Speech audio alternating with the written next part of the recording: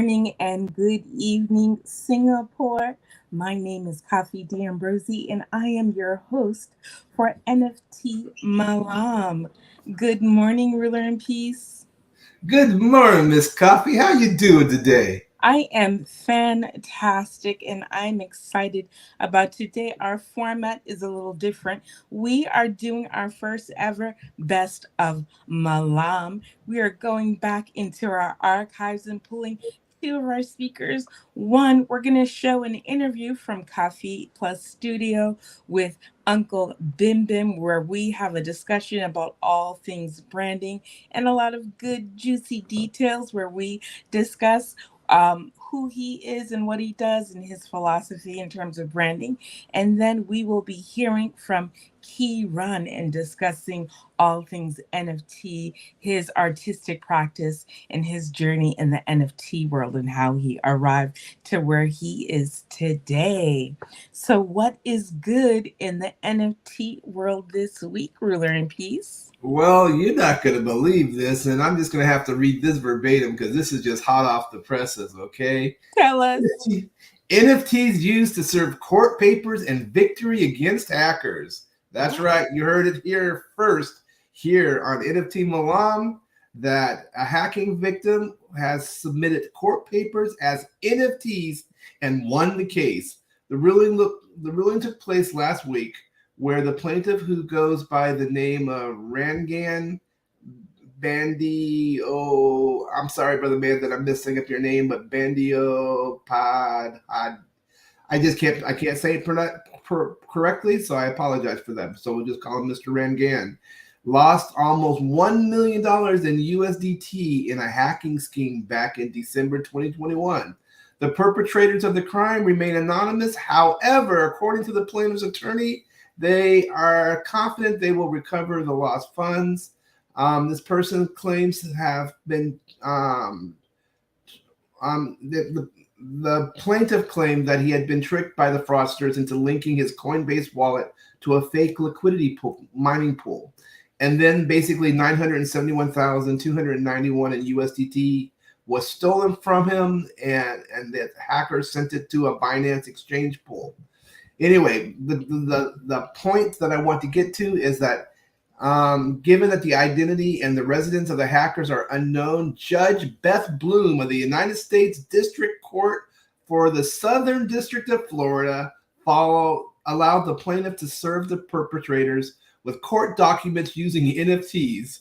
And this was allowed because, of course, the blockchain is transparent and it sends you that trail. So since we couldn't get a hold of them any other way, it's like the federal courts allowed for it to be served, and then of course they won their case. And so here you have it, ladies and gentlemen. NFT is used for service of process. NFTs, I love NFTs. One other little tidbit, just because I'm here in southern Florida, the most southern part here in Key West, is like Miami NFT is taking place March 31st through April 2nd.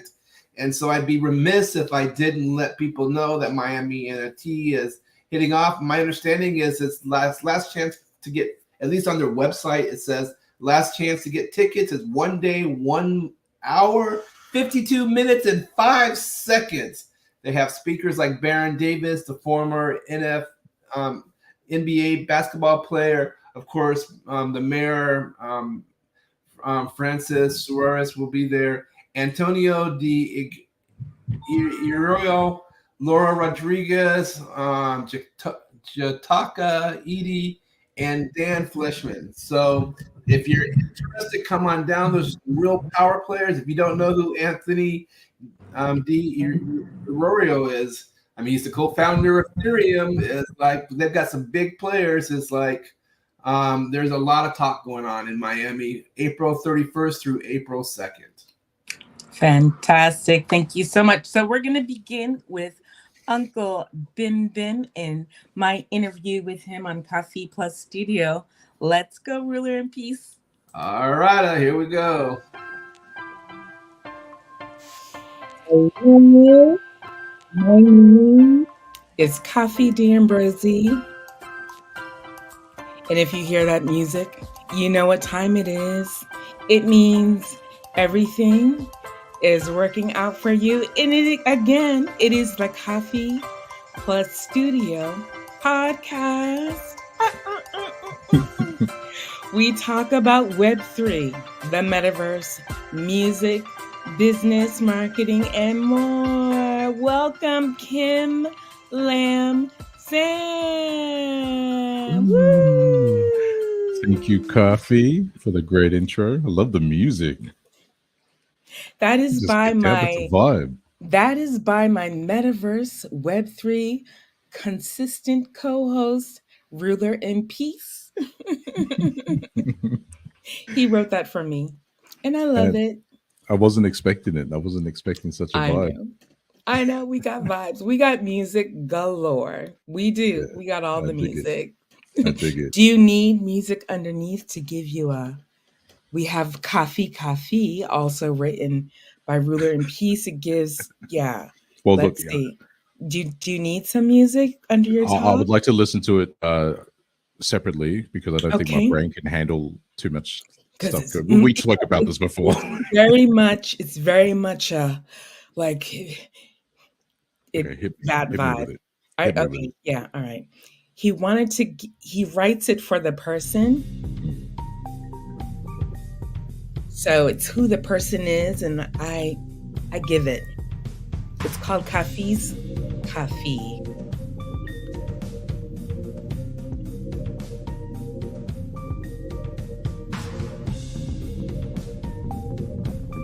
Because I don't give up. You know what? It's like when you get into that hyper focus mode. Yeah. It's like, this is it. I've just reached.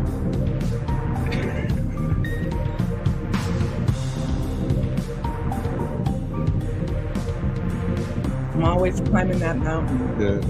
Sometimes I fall down, but I always get back up.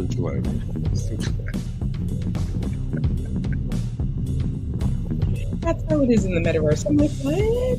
Yeah. I dig it, man. Yeah, I've when I'm working and it's just me, I can zone out to music. But if I'm trying to have a conversation, I'm like, everybody shut up. Everything quiet. I can't think. My brain just cannot do it. I often am bossy and will take control of a room or an emergency situation so I can clear my own head. Like, oh, emergency? Someone's had a stroke? No problem. I find, first of all, let's reset. Hello, my name is Coffee D'Ambrosi. We've been talking for a while. Yeah. My name is Coffee D'Ambrosi. I am your host. This is Coffee Plus Studio Podcast. We talk about Web3, the metaverse. We talk about art, NFTs, business, marketing, music, and more. And welcome to my guest, Kim Lam Sam, aka Uncle Bim Bim. He has a fantastic project, Got Jitters, focusing on ADHD, and he's a brand marketer. And so we have much in common. We could be related. We don't know. We're diving into it. He looks like my family, and we might be cousins. So we'll discuss that at a different podcast to be revealed in 2023. Yeah, indeed. Called Finding Family. I love it. Welcome. Yeah, thank you for having me. Absolutely. Thank you for saying yes. I'm so surprised that everyone says yes. I'm like, hi, come on my podcast. Oh, well, I Like, mean, come on. course. You're stroking people's egos here. So it's an easy yes. Fantastic. Well, tell us a little bit about yourself and tell us about your project and what it's about. Yeah, I've my background is I started as a graphic designer and an illustrator. So just comic books, like just Amazing. I've got a collection of comic books and I like a big collection, but I've maybe read two. I never actually read them. I just look at the pictures, and I've done that since I was a kid. I was just fascinated with the artwork and the the level of detail that went into these things. But I didn't really care so much for the narrative or anything. I was just fascinated with the artwork. I'm I cared clutching about my invisible pearls. I, I care about narratives in a different sense, but I fell in love with art very, very young. So I drew a lot, but yeah, from graphic design and moved into more strategic work after I sort of hit the creative director role. I wanted to do something a little bit more strategic and understand business a bit better. As if so, once I got into brand strategy, a lot of cool consultants opportunities opened up for me, and learned a lot about business and really just how branding and marketing can help a business, connect their message to a group of people, I guess. And yeah, as got into the NFT space for the art. My brother-in-law was like, "Man, look at all these cool things. This is the technology." Uh, and as a comic book collector, vinyl record collector, sneaker collector, like this is just right down my alley. It just Right. speaks to me in so many different ways. Then you add the art and stuff on top of that. So Web3 NFTs was just feels like it was made for me. I feel at home in the space. Very introverted, very very introverted. So I sitting at home on my computer suits me just fine. Introverts unite Yeah, together, for but real. separately at your Yeah, own home, yeah, quietly, in a yeah. vacuum of It, silence, at a time that I choose. at a time that I Yeah, choose. And yeah, I'm probably not going to let you know, and I'll probably cancel on you. yeah, yeah, But yeah. I care about you deeply, Yeah, but will not express my feelings. Thank yeah, you I so do much. love you. I just remember I do love you. Just But I will not express it verbally. yeah, yeah. In So action only, maybe. yeah, yeah.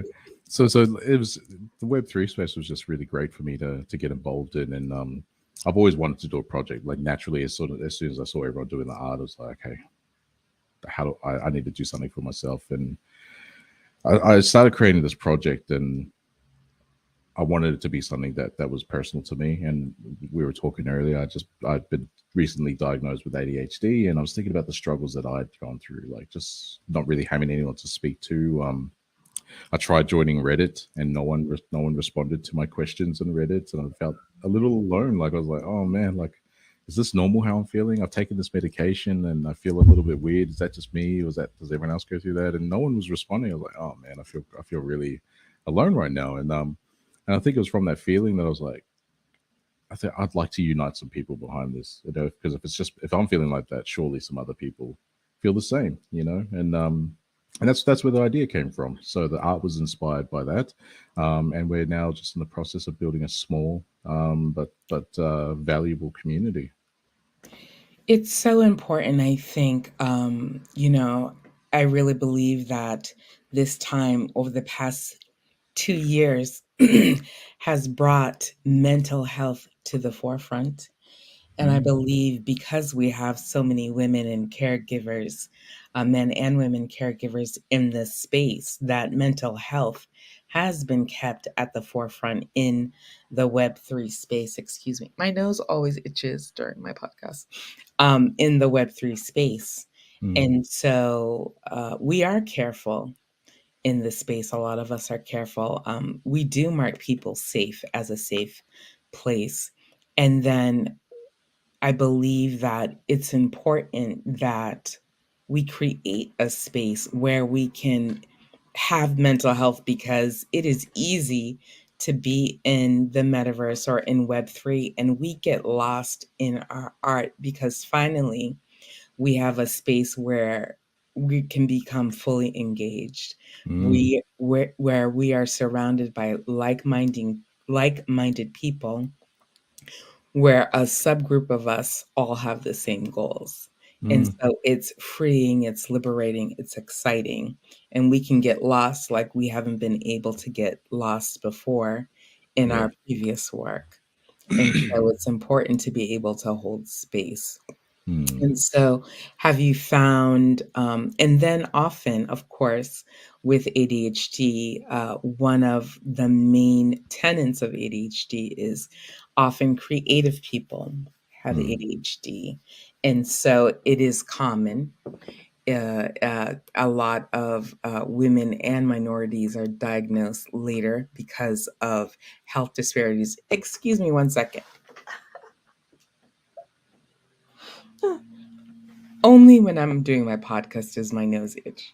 Um, but later we're being diagnosed later in life because of health disparities, because of cultural norms where mental health was not something to be discussed, because Mm. of trauma, colonization, where you never put your business in the streets, right? Mm. That is a cultural norm where everything was handled within the family. Things Mm. were not discussed in the streets, as we say, Mm. and mental health could not be put in the forefront. We always had that one person in the family who maybe had mental health issues, or a child with mental health issues. They were always put on the side, not Mm. hidden, but always taken care of by somebody within the family. And it was Mm. talked about. And so, what I feel is that we have an opportunity to be open and vulnerable and authentic, and Mm. realize that it is, why it's considered a disability, the same traits that quote unquote make an artist disabled with ADHD or qualify us for disability also give us that creative edge. And often we get diagnosed, and I have ADHD, we get diagnosed, and then we have this fear that we're going to lose our edge. Mm. Right. So do we medicate? Do we not medicate? Do we do all the things? What is the approach to Mm. creating a health journey? Right. Mm. So tell us more about your project. Essentially, it started off with if I just release an NFT project, what do I want to do with any funds raised? And the first thing was I just want to donate to charity. So most of the money is going to go to charity. But from within that is like, what can I do then for people? How do we reunite people? And that really is the journey. And for me, the biggest thing for me is not to try and solve all the answers myself. The biggest thing is to just talk to the people you're trying to serve. Let them tell you what they need. Let them That tell you. part. Yeah. So That part. I don't want to assume and say, "Oh, guys, I know the answer." I don't. I'm not a doctor. I'm not educated in ADHD. I've experienced it personally. I feel it emotionally, so I can sympathize with brothers and sisters who are going through that, and I can use whatever skills I've got to bring them together. But then, if that could be a platform to get the right people in to come talk, if it's a safe place for like-minded people to share their struggles, to share their journeys, to share uplifting stories as well, to inspire people Right. like, oh wow, I can do that. Absolutely. Absolutely. Because, you know, um, uh, bringing in, for me, the additional part of it, ADHD often comes with a diagnosis of being on the autism spectrum. And Mm. I am on the spectrum with Asperger's, high functioning. And so there's a lot of assumptions made, Mm. difficulty with public speaking, or just a lot of different things. And I told someone, when you've met one autistic person, you've met one autistic person, Yeah. right? And, navigating, it's a health journey. So navigating health journey, navigating, you know, a late diagnosis or Mm. a later diagnosis, navigating who you tell, how you tell it, how you share your story, how authentic you are. And then now we're on platforms. I've been told, don't share your Mm. diagnosis. It's going to hurt your business. You won't be taken seriously. I'm like, well, if people think I'm so amazing, why am I amazing? Mm. Right? Mm. Your This is, superpower. it's my superpower, right?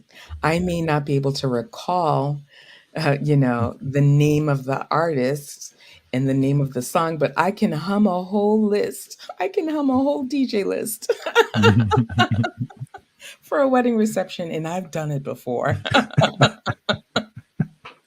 as a wedding organizer, right? Yeah. You Yeah. know, it's the reason, you know, and so we face these scenarios where I am comfortable doing a 500-person conference, you know, in the Bahamas, you know, and doing the presentation for the whole company and organizing events and booking the hotels, but my own child's birthday party with 20 kids, ch- chicken, you know, gluten-free chicken nuggets Yeah. and french fries and gift bags, complete meltdown. Like, I can't do it. People don't understand that. I'm like, give me the 500 person conference in the Bahamas with lanyards, Yeah. alphabetized. Give me the bigger, larger task. I can do that. But that little party with adults and children and candy and gift packs, meltdown. The meltdown. And you know what I'm talking about, right? Yeah. Yeah. So Absolutely. it's the little things. People don't understand that the large for me, and especially it's so funny how Instagram came to the rescue during COVID and the memes, the Mm, memes, and you know, a lot of young people turned to TikTok and online therapists to mm, help.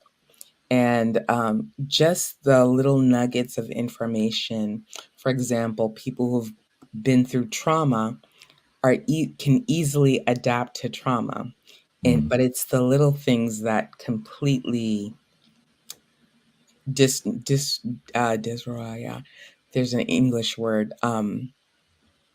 unhinge, or I don't know the American word, like derail you, mm, right? So, you mm. know, you go down the list. Okay, the mountain is on fire, no problem. Heart attack, I can hit. Stroke, I can recognize a stroke. You know, fire, house is on fire. If my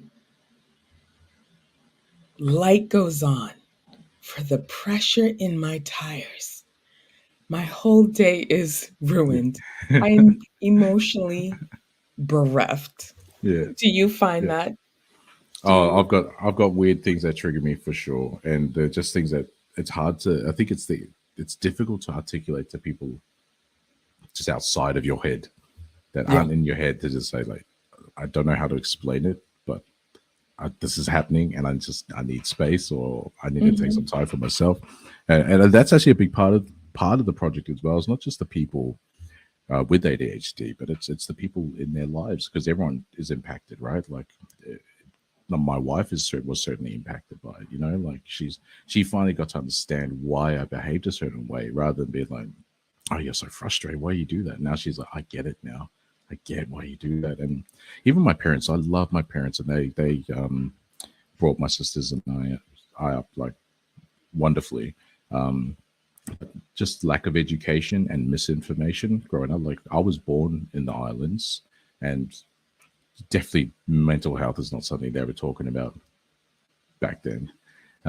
So when I'm underperforming or not behaving the way that a child should be, for them it's like, what's going on?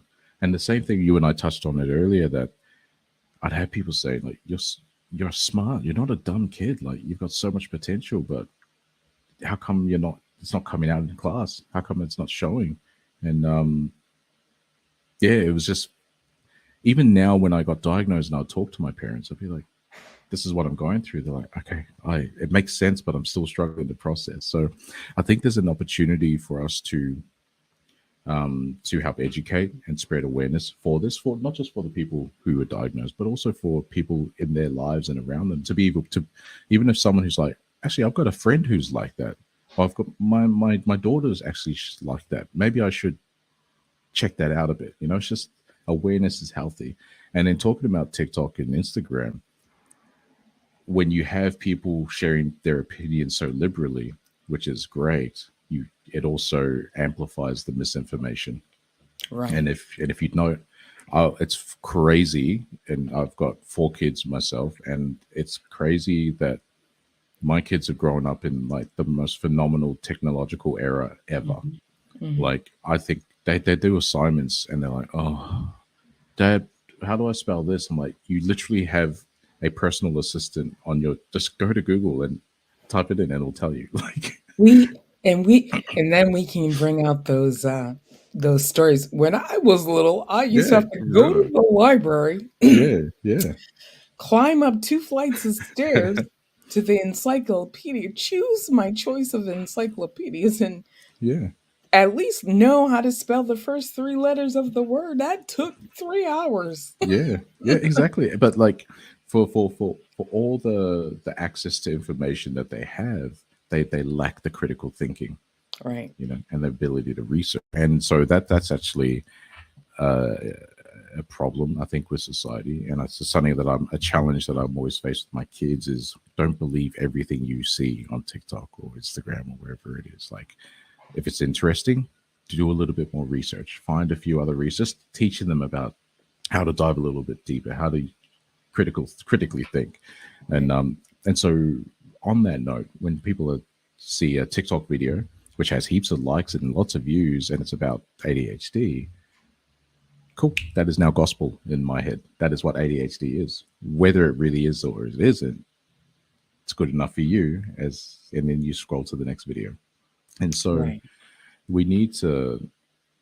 I like to just put out as much truth as we can and put it out there to be like as a reference point that if anyone decides to research, at least they've got that information out there. And also with the space, so NFT is such a cool space. It connects with so many different people. Like it's so diverse that it's easier to spread awareness. You can reach so many different walks of life in a very short amount of time.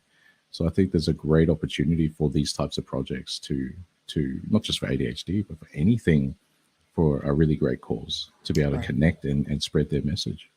Mhm. Yeah, I love it. It's exciting.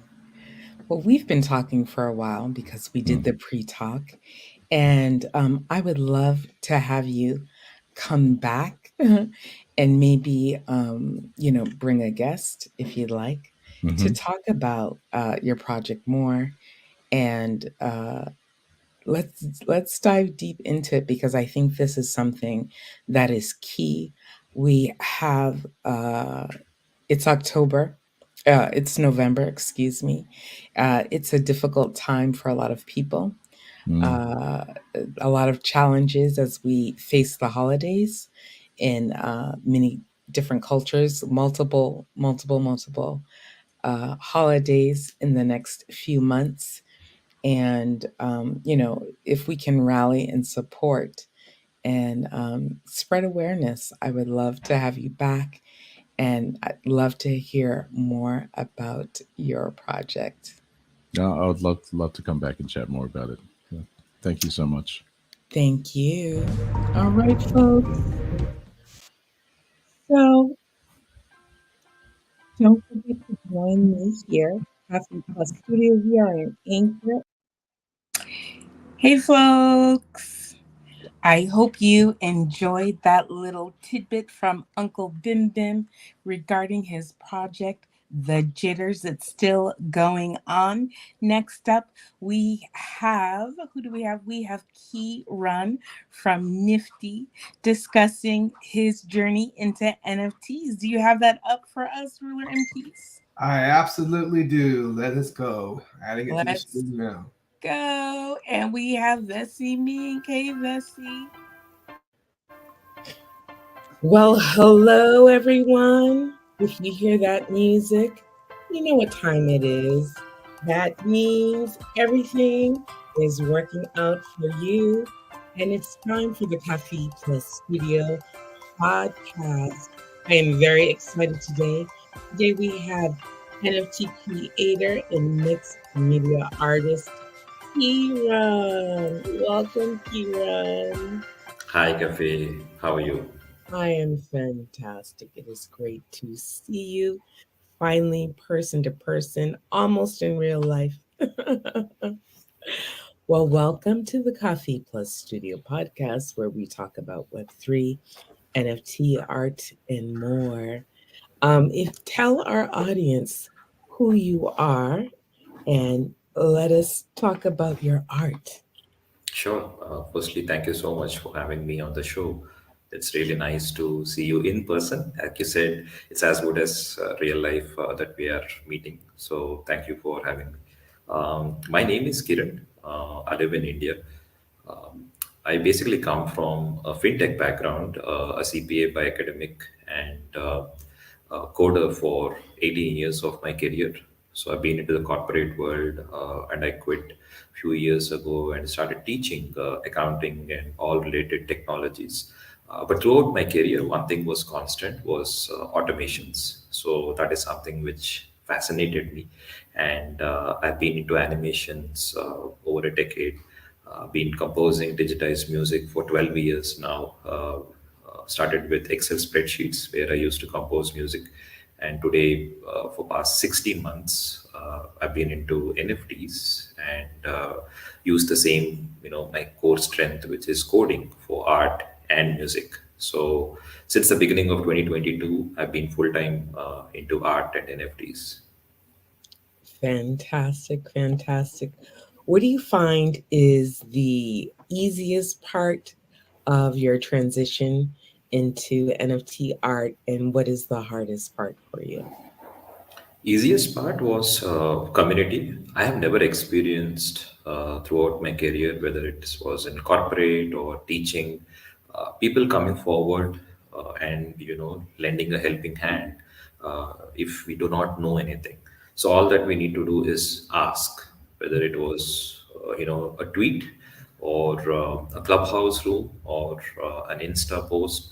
If I didn't know how to approach, I had always people to help. So that was the first and the easiest. What I felt is community. We just need to connect with people, uh, and the connections actually are everlasting. What I felt Mhm. compared to what I dealt with in real life outside NFTs. The hardest part was for me to find out um, what was NFT. Last year I was struggling. So for 6 months I had to spend time in understanding crypto because even that was new to me. And then there are a lot of administrative challenges that this industry provides or offers. So data security risks. So all those things I had no clue initially. So getting in is not that easy because of the administrative challenges. Other than that, the other aspect of finding my forte, like I said, I've been doing animations, composing music, but never felt that I'll take the route of being a full-time artist and make that as my key profession. So that transition was what required for a few months. But once I knew that I was in the comfortable space, that this is what I want to do, 2022, I could go completely full time into this. Right. And so, in terms of community, what do you find are the sweet spots in terms of collaborating with other artists? Sure. Um, the hardest part, I would say, probably was the ego. Over a period of time, we would have seen our share of success, failures. We take things for granted. At least in my case, it was always like that. But the moment in this industry where the collaborations aspect came in, so how do you gel with the other person? It's easy to say hi, hello, good morning, 24 bar 7, chit chat, being in a clubhouse room 24 bar 7. That's fantastic. But the moment you are actually stepping into something where your comfort zone is taken away and you now need to gel with another person and you need to create work which is art, and that has to be sold. So the wavelengths has to be matched, and that was the hardest part for me. Once I knew how to really actually focus only on art music, I had done several collaborations over the past 16 months with artists who are there across the world, with the age range something like 16 years young to someone who is like 65 years old. So of all genders, that's the best part, what I see in collaborations. We just need to know when to provide space for the other person and Mhm. appreciate that the other person is also an artist and take it from there. Right. So, you know, a lot of people are talking about the bear market, and a lot of creators that I know are referring to it as the builder's market. How do you feel about the current market, and what do you see? What do you see as the future in the coming year? It's a good question. Um, I had no clue a year ago that there was a bull market that was happening. I still stay the same that this is a bear market that everyone feels. I actually don't know what is a bull or a bear, though I come from a hardcore finance background, because the up and downs will always be there in the market. It's more to do with the crypto.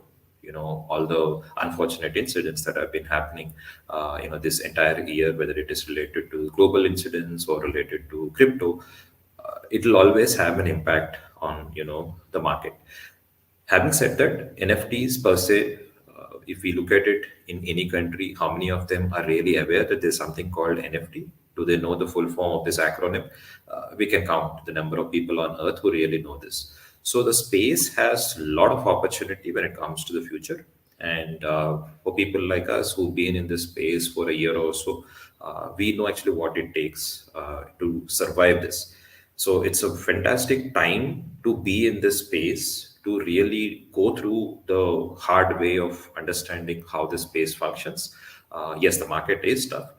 Getting sale is not easy, but it was never easy for me even last year also, because you put out a tweet or an Insta post, that doesn't mean that it sells automatically. Minting is easy, an artwork on any marketplace. The real fun begins after we mint. So, understanding how do we present ourselves, understanding the importance of the entrepreneurial aspects that this space provides and challenges to artists and collectors, and how do we actually develop those relationships, how a Mhm. community is developed. These are the key aspects that I had to learn, and that's once people focus on that and they focus on their forte, craft, and skill, I don't see that the market fluctuations will really matter. We'll get to know actually know what matters and accordingly bring in our artwork. Yeah. I had a conversation with someone today, and they said, um, I don't know anything about NFTs. I said, it's a digital asset, it's an investment. And they said, well, that guy went to jail. I said, yeah, that has nothing to do with us. I said, he was naughty. He was naughty. um, yeah. So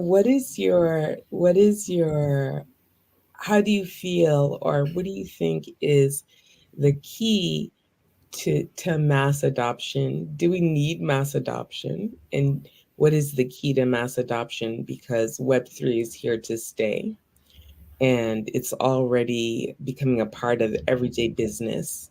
And so, what do you think the key will be?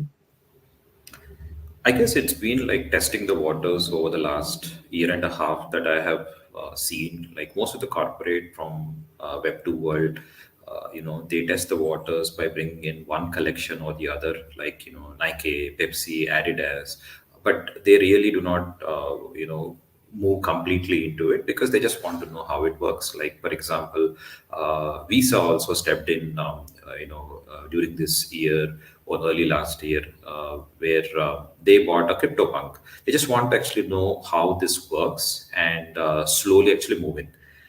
Now, during the last few months, the marketplace, for example, Known Origin, which is a curated marketplace, was already taken over by eBay. Now, eBay, we all know that it is a very big, Web2 player. And when this has happened, way back in July and August, it's already giving a signal and a statement to the real world that it's a matter of time that the integrations will happen, and Mhm. mass adoption is already happening. So for people like me who are into this 24/7, and since I work as a curator actually on multiple platforms, we know actually how the system is already moving ahead of the game, and it's not that it's already not happening. It's already happening. It is just that you will not see masses immediately coming in. It would have happened with any kind of revolution, whether it is Mhm. internet or anything for that matter. So this can be very much analogous to what was happening way back in 90s and early 2000, when the millennium actually changed, and internet was very very slow across the world. But NFTs, I would say, is relatively faster because it's driven more by art. So in future, I will see a lot more use cases, maybe travel industry, maybe governments. Like I know for sure that South Korea, Dubai, China, so many actually have used blockchain technologies, metaverses. They've adapted actually way ahead of the game. It's going to happen slowly, but it's already happening. Right. And so we see that already. We're seeing that already in fintech and banks getting ready to roll out accepting Bitcoin usage, and we see that already. Certain banks allow Bitcoin transactions, certain banks don't. We're seeing giants like PayPal, may not allow a Bitcoin or a cryptocurrency transaction, but they want you to buy their cryptocurrency from Right. their site and allow you to transfer it to to your wallet. And it seems very centralized, though. So, how do you feel about that? If How do you feel about entities trying to centralize Web3? See, we all know that Transaction. Web3 is all about freedom. It's all about, being free. Crypto itself was designed in that thought process, right? So it's the mindset. Obviously, you cannot expect whole world to, move in that direction immediately. What has been the fiat, for example, has been there for ages now. The barter system converted into a commodity, which we know as money. So it's ease of transaction that has been there. Now, eventually, actually, once you say that, there will be a new system called crypto, called Bitcoin, or PayPal says that, e-PayPal, whatever they coin their name. So these tokens are not understandable easily. Second thing is, where do I use this? So the use cases is something that, over a period of time, it will happen. I agree that, there will be pockets of centralized way of doing things. Even marketplaces also do centralized. They are not truly actually, everything is decentralized, except few. So in that way, you will find that there is freedom and there is a cost of freedom also, because there will be setups which need not necessarily be centralized or decentralized, but over a period of time, we will know how to make it more and more free, because it's just an initial transition that is happening. And like I said, many people are corporates, especially, they know that they don't want to get into something which they are not yet completely confident. Right. I saw there was, a tip on a new coin that came out. And so I went to check it out, just for news purposes and information purposes. And it had a regular sign up like Web2. And I was like really interested in your coin, but I can't give you my information. Where's your wallet connection? Like I Right. didn't, I felt shady, not shady. I felt apprehension about the platform because there was no wallet connection to the platform, right? So it could be, are you trying to onboard regular Web2 people who are comfortable, who are investors, or do you want Web3 adoptees? So I was confused about the situation. So are you looking for flippers, or you know, what is your idea, or what are your thoughts in terms of onboarding companies and platforms to Web3? What is the transition and what is the goal?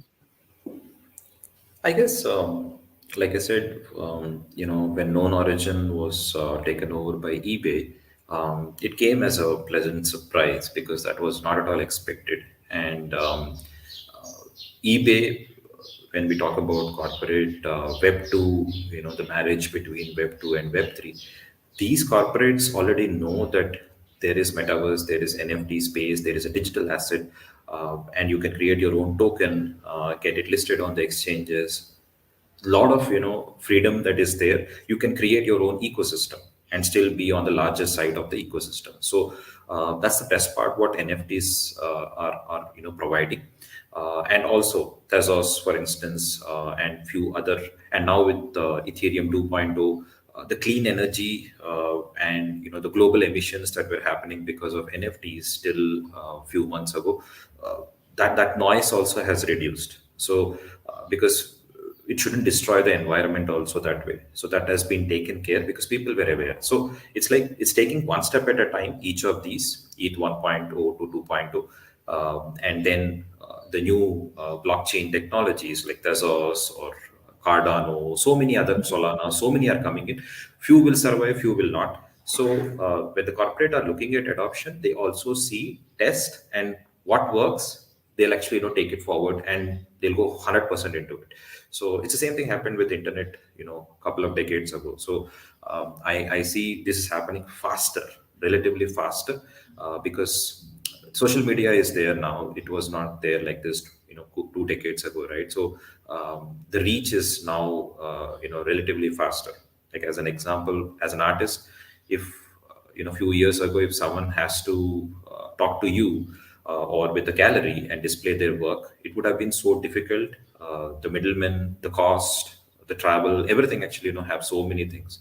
Today, we don't need to do that. There is no passport or visa is required for internet, and that's the best part of social media. And corporate are very much aware of that. Right. In fact, we're now able to show our NFTs on Polygon on Instagram, which is That's correct. pretty wild. And so, my last question to you is: what is your advice to a traditional artist who has onboarded into Web3 as a new NFT artist, knowing that it takes a while? It does take a while. But what is your, knowing that it takes a while to go through this process to become at least grounded, if not established into Web3, but grounded into Web3. What is your advice um, for an artist going through the process of being a traditional artist and transforming into a Web3 artist, say for over a year? What would your advice be after onboarding? I guess focus on the craft. Any traditional artist who've been to art for a while, he or she will be definitely aware that the focus on the craft should never change the moment actually we're stepping into NFT. The reason why I'm saying is the space has its challenges, a lot of challenges, data risk, security risk, understanding how decentralization works, how marketplaces work, and then there are restrictions on each country. Not like everyone wants to get onto OpenSea. It's not possible. It's not open that way. So there are restrictions. So there is gatekeeping for each of these marketplaces. There is curators. So they will be having an idea if they are traditional artists. The space has its own challenges also. Apart from that, social media is a very big animal. You can use it in your favor, or it can destroy anyone. So we should know how to take the positives, take one step at a time, build your own community, and be truthful to yourself that things cannot happen overnight. And even if it's happening, it's just one fluke. Focus on what you can achieve being in this space. Place the other person ahead of you, because when you do that, you'll understand why someone is collecting, why they are not collecting yet. And art is divine. I always feel and say this: music is divine, and if you're just focused, magic is always there. Fantastic. Kiran, bringing it home. Thank you so much for joining Cafe Plus Studio podcast, where we talk about Web3, NFTs, art, and more. Kiran, it has been a pleasure and honor to have you here. I'm humbled, and we will see you again soon. Thank you so much, everyone.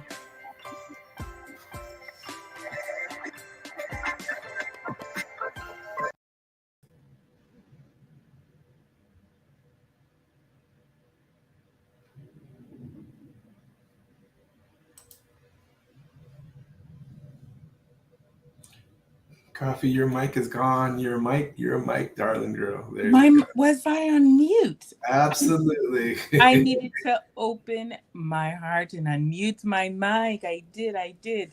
Well, that was a little best of. This is what we do before we go on to Malam. We have a little interview, so I wanted to share a little bit of that. We were excited to have Uncle Bim Bim and Keyron with us sharing their backstories of how they entered into their space, their current projects. I wanted to give a little heads up of who we are having next week. We are having Nelly Tacheri of Tangra Metaverse, and then Constantino Rosselli of Netizens will be our guest speakers next week. So we want you to tune in next week. It's going to be fire. We're having 2 speakers live. So get ready, everyone. Rule and Peace, what are we having as our music as we leave today? What should we go out with? Well, I still like the energy of Bessie Minks. Let me load this. So it's like, let's just crank it up. Let's go. Let's go. Thank you, everyone. Week 35. We will see you next week on NFT Malam, coming to you from Singapore, Malaysia, Australia, and your host are right here on the East Coast in the United States of America. We are worldwide, Web3. This is Betsy Me and DJ No Sin. Let's go. Thank you to our watchers, Ishmael and Sekou, Betsy, everyone watching online. We appreciate your support. Don't forget to subscribe to Metaverse Generation and share. Subscribe and share. Thank you, everyone.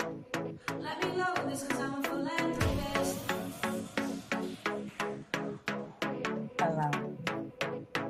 I really like how this thing just alive. Let's blast it.